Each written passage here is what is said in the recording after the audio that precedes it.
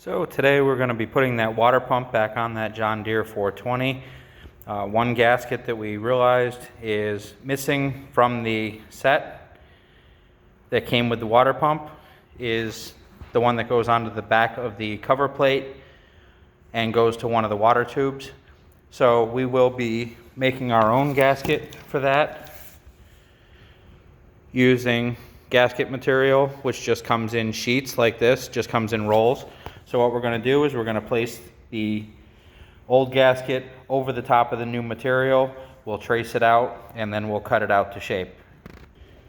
Okay, so now I've got it transferred onto the gasket paper, and now I'm just going to take an X-Acto knife and cut this out. You can also, when you do this, you can use the hollow punches. Work very well for this. I just don't happen to have a set at my disposal right this minute.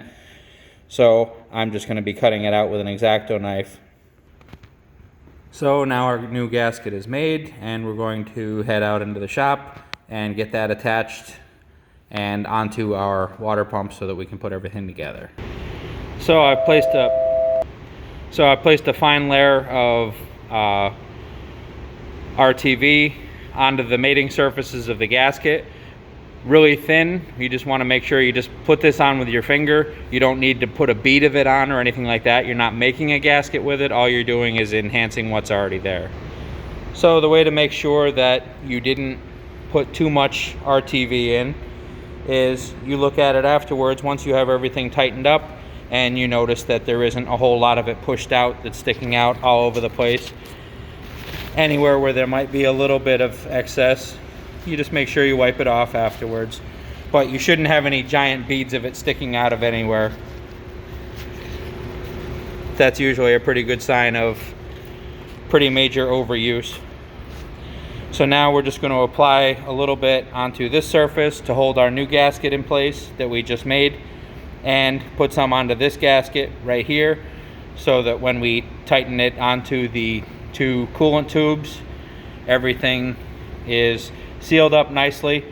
Where this water pump is located, we really would rather not have to take it apart again due to a leak. So we want to make sure that everything is sealed up as well as we possibly can.